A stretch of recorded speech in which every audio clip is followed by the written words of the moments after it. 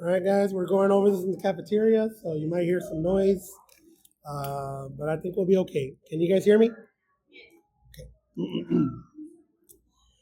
All right, so here we go. You guys did pretty good in area of volume differential equations overall as a group. I think there was 2 5s, maybe like 4 or 5 4s, another 3 or 4 3s, and then a handful of 2s and 1s. So I think overall that's pretty good. I guess let's start. Let's go this way. Pam, do you want to read this part for us from here to here?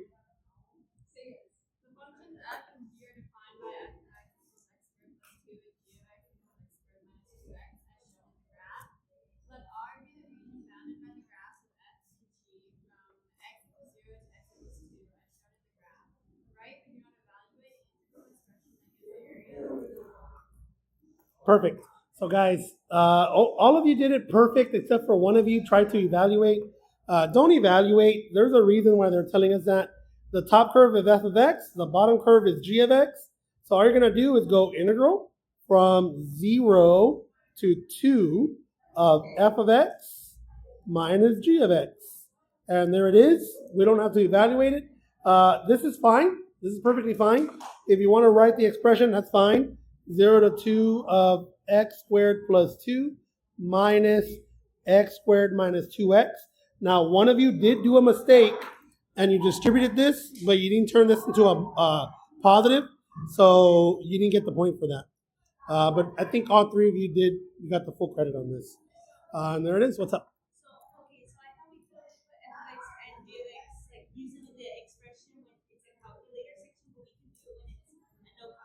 Well, they don't want us to evaluate, so you're fine. If they wanted us to evaluate, then you're going to need to put the expression in there so you can take the antiderivative. Does that make sense, guys? All right. But either one of these two would have been correct. All right. Gonzaga, do you want to read letter B?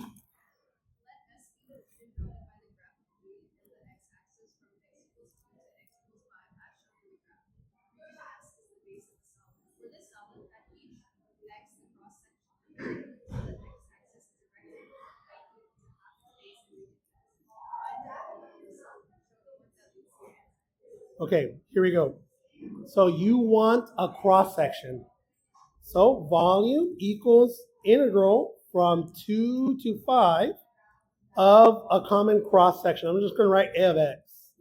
What is that common cross section? I'm going to come a of x equals, and this is the base of a solid, and it's a region S is the base of a solid. For this solid, each cross section is perpendicular to the x-axis rectangle. I find area of a rectangle by doing width times height. Well, the width is just upper minus lower, f of x minus g of x.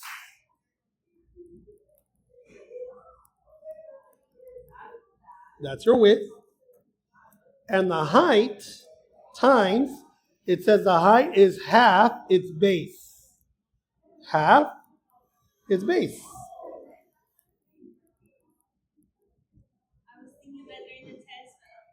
There it is. That's it. That's your height. This right here.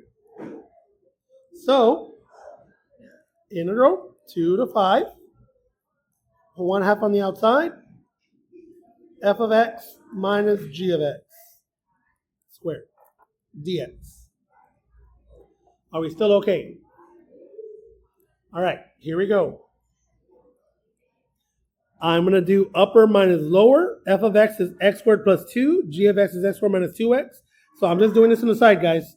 I just want to know what f of x minus g of x is. So I'm going to write parenthesis. X squared plus 2. I guess you don't need it for this one. Minus, that one I do need it to subtract the g of x. X squared minus 2x. Distribute the negative. Bam, bam. So this is just f of x minus g of x. X squared plus 2 minus x squared plus 2x. The x squares cancel out. And I'm going to write the 2x first. 2x plus 2. Are we okay? So here we go. 1/2 integral 2x plus 2, close it, squared dx. I don't see any issue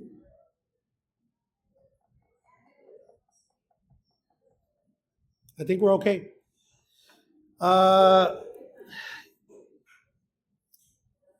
if you're careful, I think it's fine to do the antiderivative immediately here since this expression is linear. But I didn't see anyone do it right in our group. So I would just expand that really quick. Just go to the side here. So let's see. 2x plus 2 close it squared is 2x times 2x, 4x squared. 2x times 2, that's 4x, but 4x plus 4x, 8x. And then 2 times 2, 4. There it is. So there it is. So I'm going to go ahead. I'm going to write it like this. 1/2 integral 2 to 5 of 4x squared plus 8x plus 4. Close it, dx. I guess this one would have been a good one to do u substitution. U is 2x plus 2. Du is 2 dx. Maybe you could have done it that way. All right, here we go. I'm running out of space, so this is probably one that I don't want to do. I don't want to evaluate it. I'm just going to plug in the numbers. 1/2 bracket antiderivative of 4x squared, 4x cubed over 3 plus antiderivative of 8x, 8x squared divided by 2, so 4x squared. Antiderivative of 4, 4x. Lower limit 2, upper limit 5. Are we still okay? I'm going to come over here and I'm going to write the answer. 1/2 bracket. I'm just going to do upper minus lower. That's all I'm going to do. Parenthesis, my first one.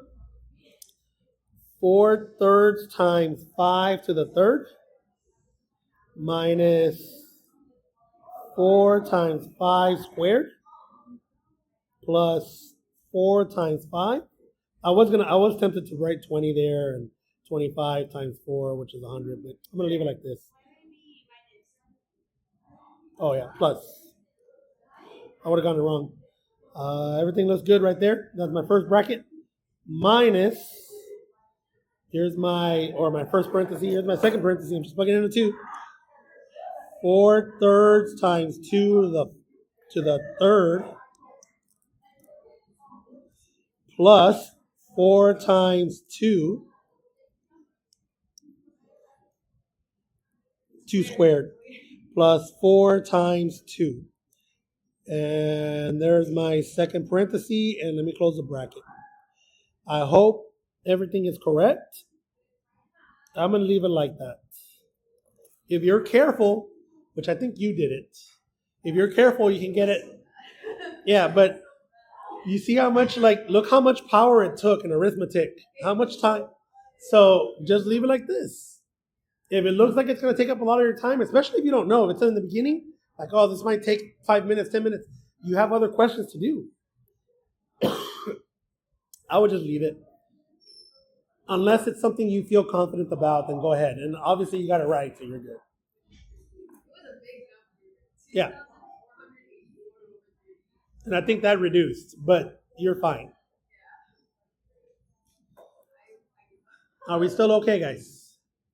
All right, last one. Write, but do not evaluate an linear expression that gives the volume of the solid generated with region S, as described in part B, is rotated about the horizontal line y equals 20. All right, here's y equals 20. Let's do a visual.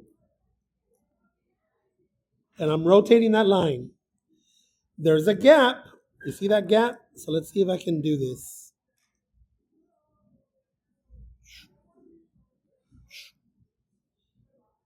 There's my 2, and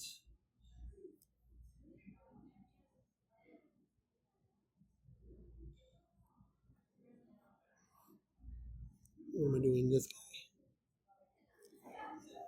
guy. That's supposed to be that. And this is a 2. It's not perfect, but that's fine. Look at this washer here.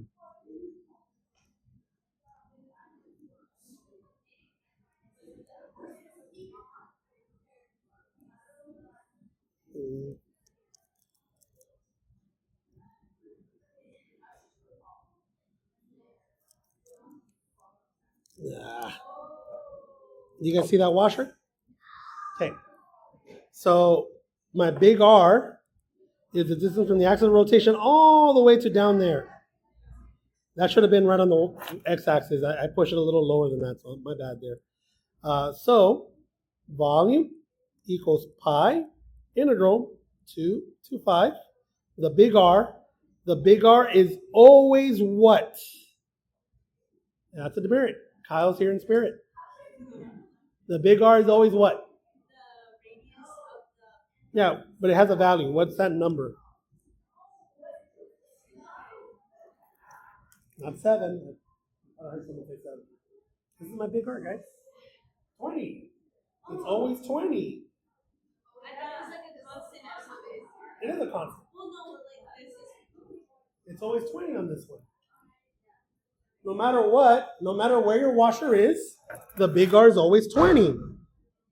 20, you can write 20 minus 0 if you want. Squared minus little r. The little r is this one here in purple. From here to this one. What curve is that? G of x. 20 minus g of x.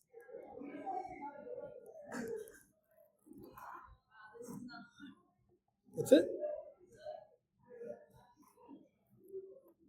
You got it, right? Okay. That was it.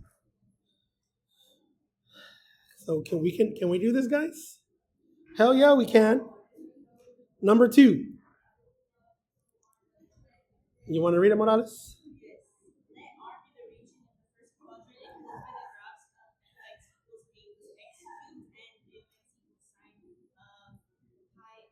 Yeah.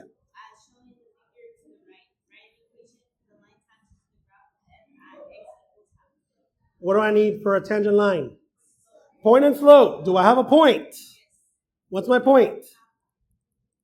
Can I get a slope? Yeah, they want f, so this is the f. By the way, I hope you guys can tell, this graph is f of x. That doesn't look like a sinusoid. This graph is sine x. So this one's a g of x. All right, here we go. F of x. F of x is 8x cubed. What's the derivative of 8x cubed, Morales?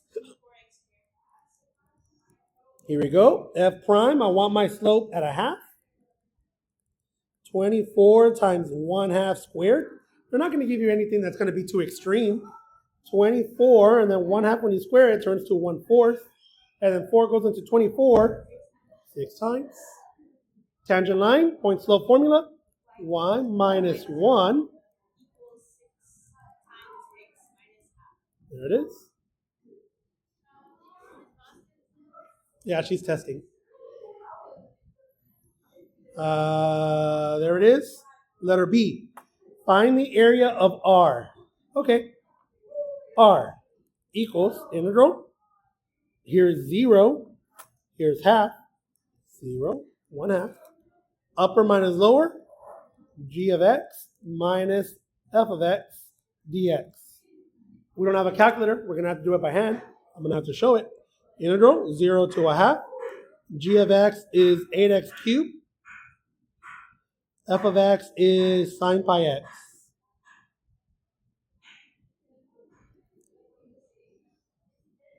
Guess what? Do you see the mistake I already did? Yeah, it's the g of x that should be on top. So sine pi x minus 8x cubed. Okay, I think we're good now. All right, antiderivative of sine pi x. Negative cosine pi x times the reciprocal of whatever you have in front of the x. So 1 over pi. Or you can put the whole thing over pi. Minus antiderivative of 8x cubed. Yeah. 8x to the power 4 divided by 4. So 8 divided by 4 is 2. I'll put a line or a bracket. 0, 1/2. Upper minus lower. This you can go ahead and do. So negative 1 over pi cosine. If I plug in a half, you're going to get pi over 2. Minus 2 times 1/2 raised to the power 4. So this is my first parenthesis. Use your pens wisely. Plug in a 0, so negative 1 over pi cosine of 0 minus 2, 0 to the fourth minus 0. If you are scared, can you leave it like that? Yes, you can. You can leave it like that. But I prefer that you keep going. Cosine of pi over 2 is 0, so that goes away. See? Cosine of 0 is 1, so what do you have here? 1 half raised to the fourth. 2 times 2 is 4, 4 times 2 is 8, 8 times 2 is 16. But times 2, you're going to have negative 1 over 8. And then this is, so minus a negative 1 over pi. So negative times a negative is a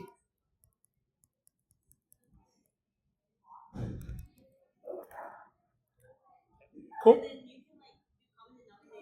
You can. You don't have to. I would leave it alone. But you did it right. All right. Write, but do not evaluate an integral expression for the volume of the solid generated when r is rotated about the horizontal line y equals 1. All right. Here's my horizontal line. Y equals 1. All right. I don't have a grid, so it's a little harder here. Let's see if I can duplicate this graph.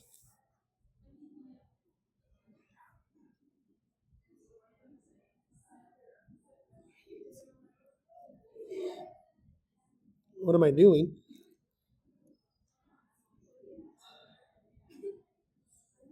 It's not very good. I was trying to. Yeah, let me do it better. Let me do it better. Let me do this one first.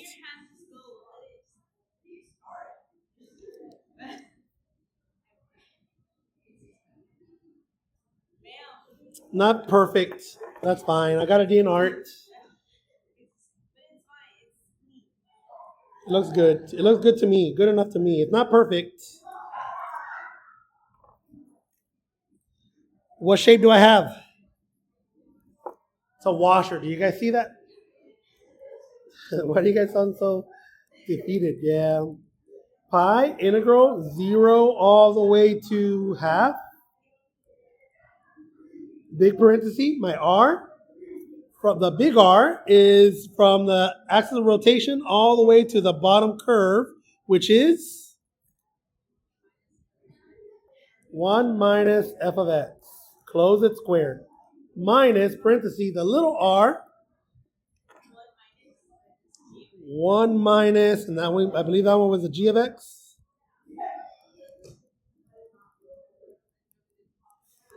And you're good. Make sure that your parentheses are good. You don't have to simplify. You can if you want. You can include f of x and g of x and distribute, but this is good right here. How do we feel? We're good, guys? Did anyone get a perfect score for number 3?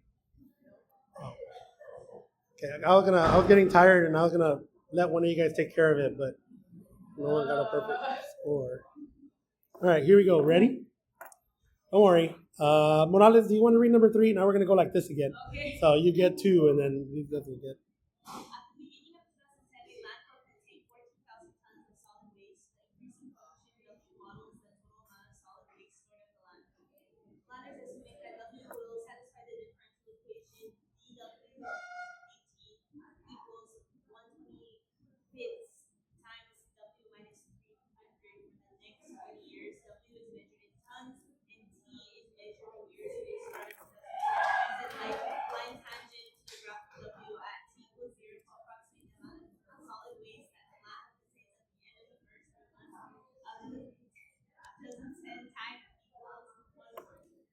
What do I need for a tangent line? Point and slope. Guys, here's your point. They told you that at the start of 2010, it's t equals 0. So at 0, I have 1,400 tons. That's your point. Can I get a slope?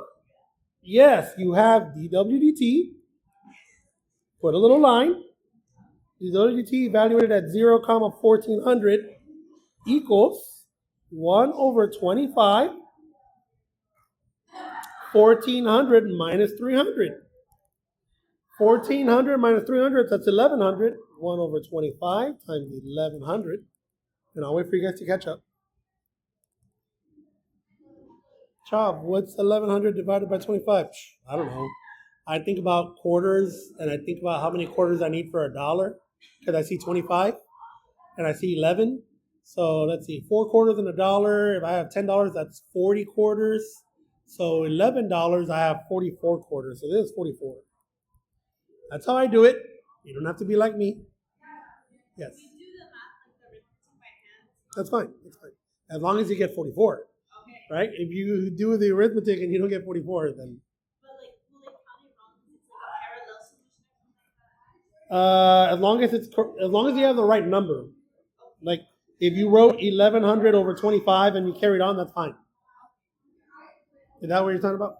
Like if I did the math, if I did like all division That's fine. That's fine. on the side. You're good.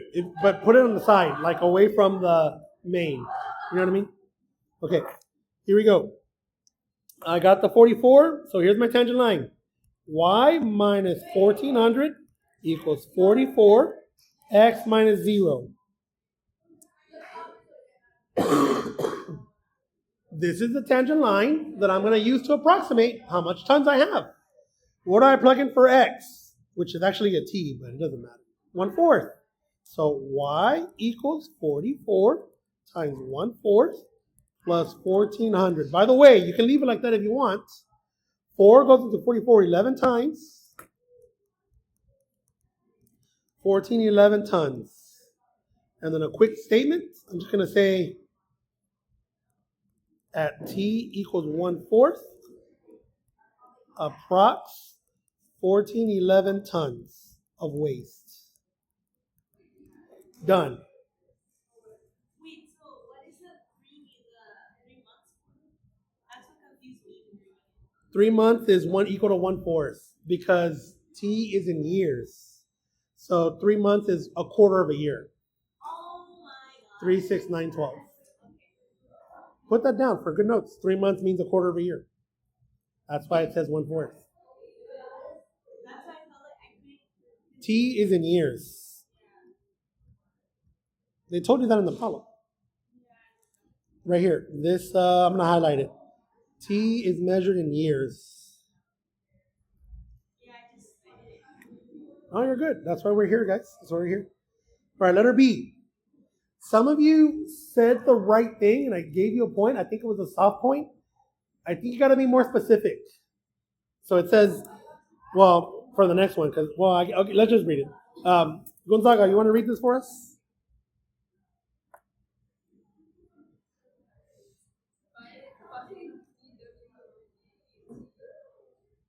No. Find the second derivative.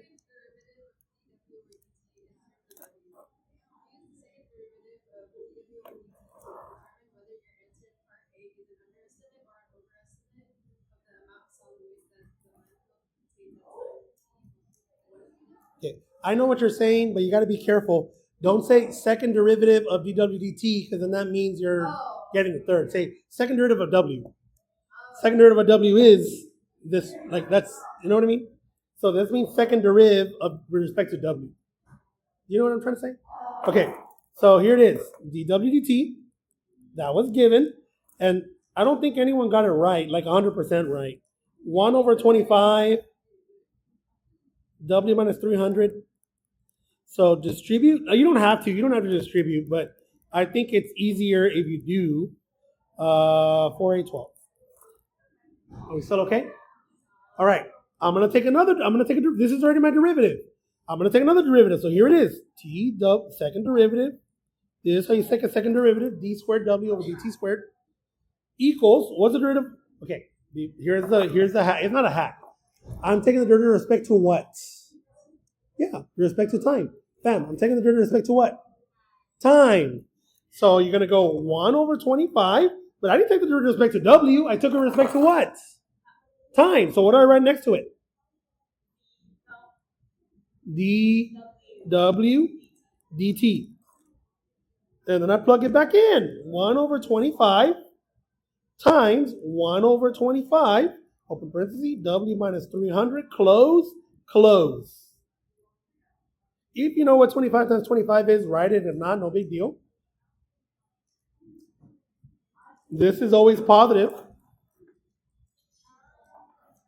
because W is just increasing. It tells me right here, the increasing function W. Since my second derivative is always positive, what does that mean about the concavity of W? And if you're concave up, if this is W and you're concave up, no matter where your tangent line is, your tangent line is always below the curve. Do you guys see that? So I would make a statement like that. Some of you just told me it's an underestimate because the second derivative is positive. I think that you're flirting with the point. Maybe you get it, maybe you don't. But why is it always an underestimate? Because the tangent line is below the curve. So I would say something like, since the second derivative is positive, comma, tangent line will be below curve, comma, hence tangent line approx at t equals 1/4 is an underestimate. Does that make sense, guys? So it's as simple as because it will be under. Yeah, well, make sure, don't be a robot. Yeah. See, why is it under? Because you're concave up. So any tangent line you draw on a concave up graph is going to be below the curve, except for the point of tangency. But we didn't find the tangent curve at 1/4. We found it at 0, and we used it. Yes, yeah. Secant and tangent are not the same thing, right? A secant line is not the same thing as a tangent line. Secant goes to 2 points on the curve.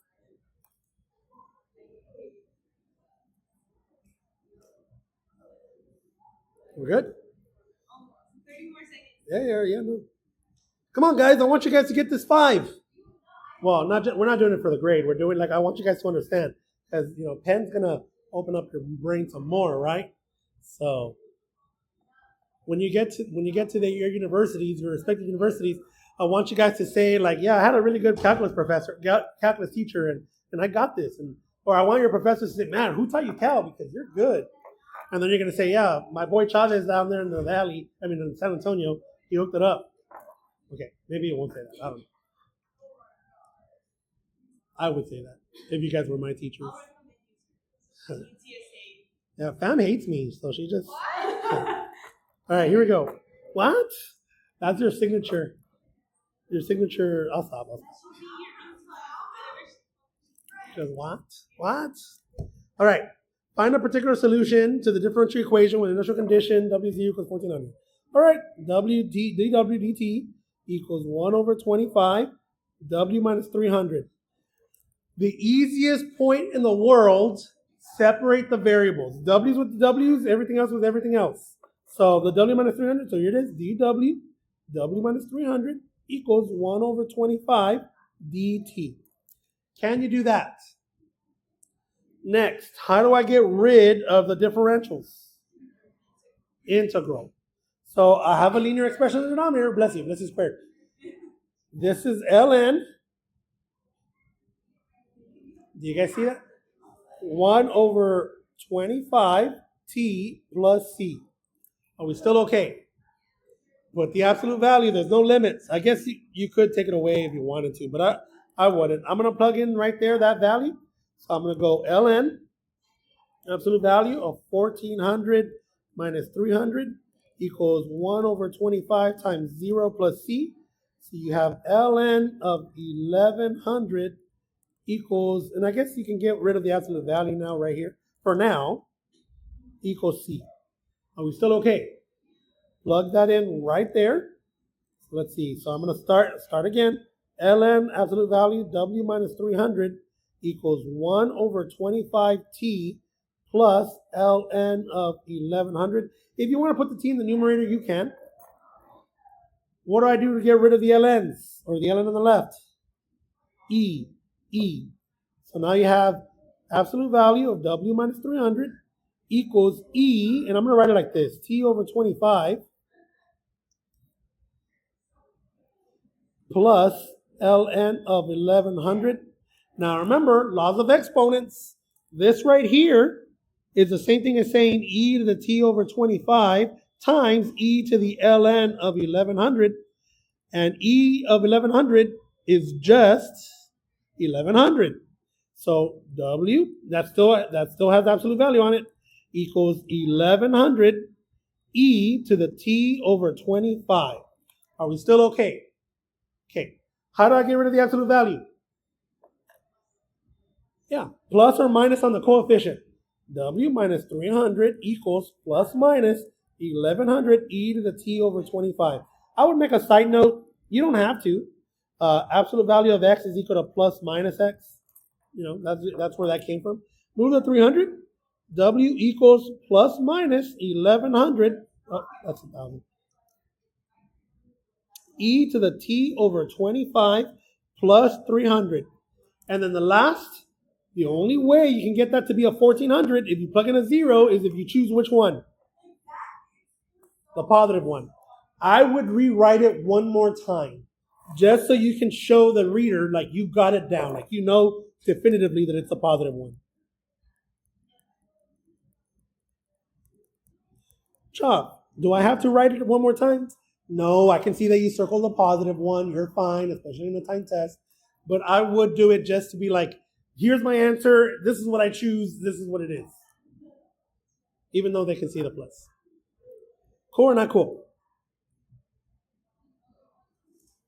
Am I explaining things clearly? Okay. Ready for the next one? Don't worry, fam. We're almost done. You seem very entertained. After 20 minutes. We started late. Let's see how long it's going on. Oh, 32 minutes. Okay. Don't worry. We're almost done. Okay, fam. You want to read this one for us?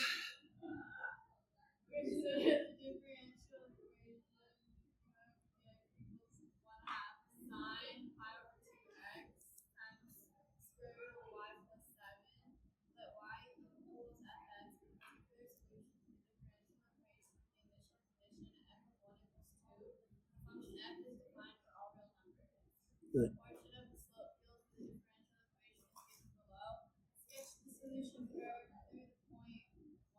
Okay.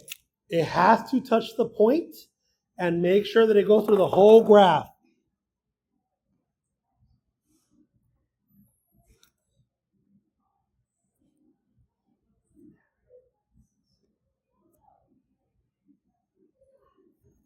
There it is. It looks more or less symmetric around the y-axis. Some of you did like one of the humps a little higher than the other. I guess that was all right for now. The rubric said that you were good as long as you had a max where these horizontal tangents are at. So you're good. +1, I believe. That was worse. All right, letter B. You want to read this again, Gonzaga?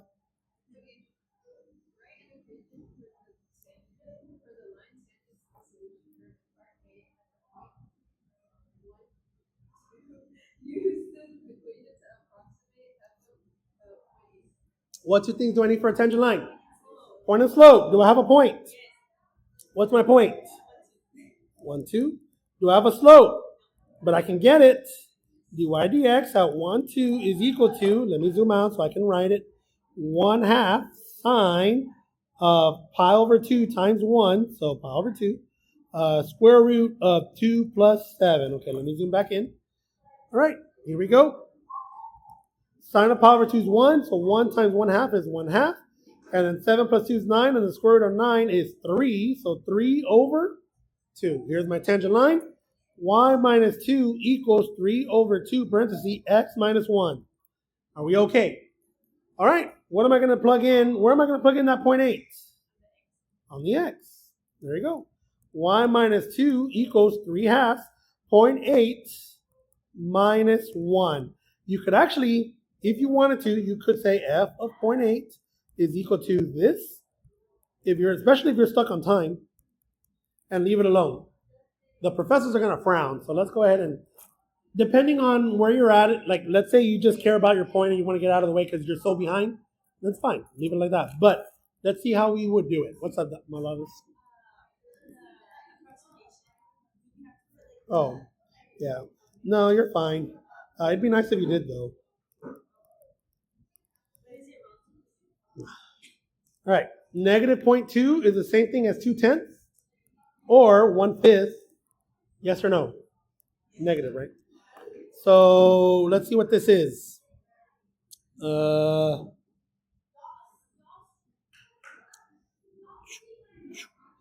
I see a negative 3/10 plus 2. And that 2 I'm going to turn into 20 over 10. So 17 over 10. 1738. I don't know what that means. Did I? Yeah. I like the song though. Okay. All right. Is this it? This is the last two? All right. It is known that the second derivative is positive between -1 and 1. Is the approximation found in part B an overestimate or an underestimate for f of 0.8? Give a reason for your answer. So we're seeing a common theme now. Because the second derivative is positive, what about my tangent line? Tangent line above that curve or below the curve? So because it's below the curve, it's going to be under. So there it is. I'm going to say since f prime prime is positive on interval -1 to 1, comma, tangent line lies below f curve, comma, hence underestimate. There you go. You're answering the question. It's an underestimate. If you want to be more specific, f of 0.8 is an underestimate. How do we feel? F curve. You can just say curve, but I always like to be specific whenever warranted. Are we okay, guys? All right. Last one. Are you guys excited? Sorry that it took more than 20. All right, here we go. Use separation of variables to find the initial condition, to find the initial solution, particular solution. All right, y's with the y's, x's with the x's. dy over square root of y plus 7, when I divide, equals 1/2 sine pi over 2x dx. When I multiply, times dx on the left-hand side and right-hand side. Are we okay with that first step? Sorry. All right, how do I get rid of the differentials? Integrate, integrate. Be careful, guys. This right here is not an ln because it's not a linear expression. So if I bring it up, hopefully we've done enough that you know that there's going to be 2 square root of y plus 7. Have we done enough of those that we can do that real quick? Okay. Equals that 1/2, I would leave it right there, times antiderivative of sine is negative cosine. Notice I'm leaving some space, pi over 2x. This is a linear argument, so just take the reciprocal of pi over 2, which is, make sure to put that little dot there because that's going to look like subtraction if you don't, plus c. All right. Or, put like this in parentheses like that. Look what cancels. Bam. All right, here we go. I'm going to rewrite it.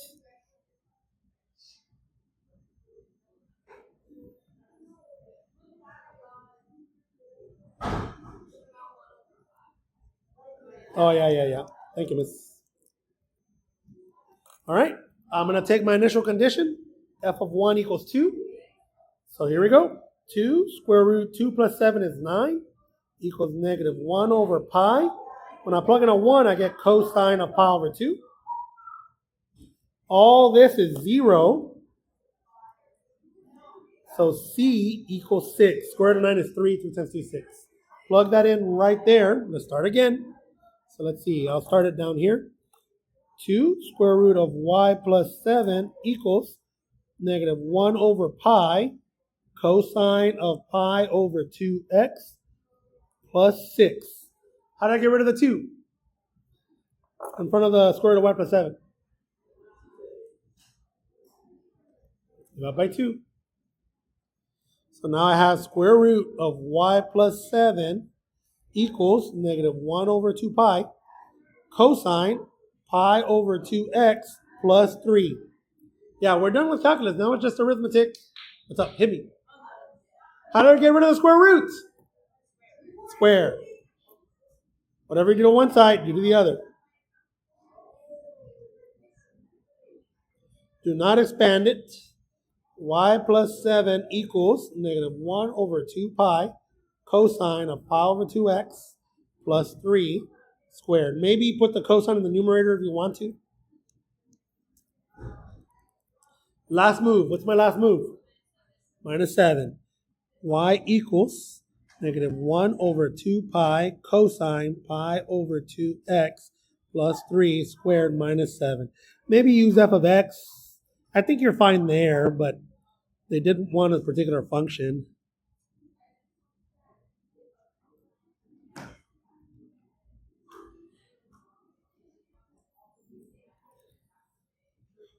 What do you guys think of this test?